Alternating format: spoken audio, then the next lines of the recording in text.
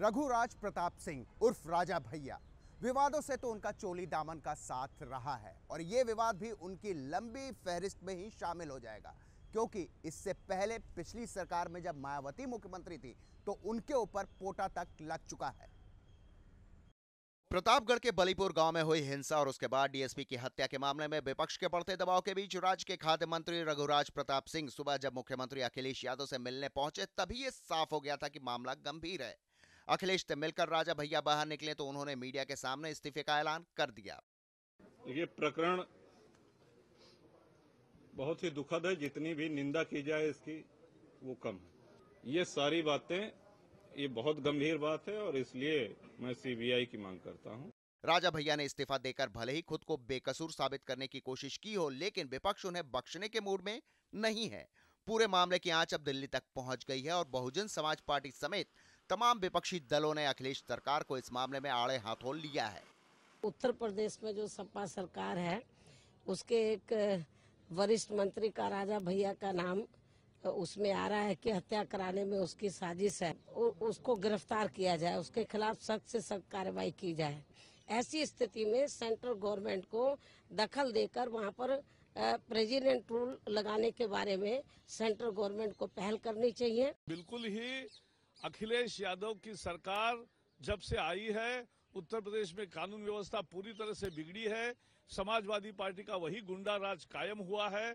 कुंडा की जो घटना हुई थी अपने आप में कानून व्यवस्था के सामने सवालिया निशान खड़ा हो गया था, लेकिन इस पे मौजूदा उस मंत्री के खिलाफ मुकदमा भी कायम हुआ और अब उन्होंने अगर इस्तीफा दे दिया है तो निश्चित तौर से जो सरकार के समक्ष कानून व्यवस्था की एक चुनौती खड़ी हुई है उस पे एक कार्रवाई हुई है और सरकार को भविष्य में भी इस तरह की घटनाओं की पुनरावृत्ति न हो कि जिससे कि सरकार के सामने कोई सवाल खड़ा हो।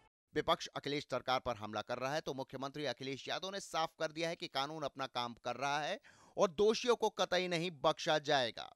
दोषी लोग जो घटना में किसी भी तरह से दोषी पाए जाएंगे, सरकार पूरी तरीके से निष्पक्ष होकर उसके खिलाफ कार्रवाई करेगी। प्रतापगढ़ में शनिवार रात हुई हिंसा के बाद एक पुलिस उप अधीक्षक सहित 3 लोगों की मौत हो गई थी। डीएसपी जियाउल हक ग्राम प्रधान की हत्या की सूचना मिलने के बाद घटना स्थल पर पहुंचे थे। वहीं पर मृतक ग्राम प्रमुख के रिश्तेदारों ने पुलिस पर हमला बोल दिया, जिसमें जियाउल हक की मौत हो गई। पुलिस और ग्रामीणों के बीच गोलीबारी में ग्राम प्रधान का छोटा भाई भी मारा गया। घटना के बाद मृतक पुलिस अधिकारी जियाउल हक की पत्नी की शिकायत के बाद राजा भैया और उनके 3 सहयोगियों के खिलाफ एफआईआर दर्ज की गई थी। हिंसा की घटना को देखते हुए प्रतापगढ़ के पुलिस अधीक्षक का तबादला कर दिया गया और कुछ और पुलिस वालों के खिलाफ भी कार्रवाई की गई है। अखिलेश सरकार को लगभग 1 साल पूरे होने को हैं और बिगड़ती कानून व्यवस्था के अलावा प्रदेश में वो इस बात पर भी विवादों में रहे कि उन्होंने अपने मंत्रिमंडल में दागियों को शामिल किया और फिर उन्हें निकाला भी तो फिर वापस ले लिया।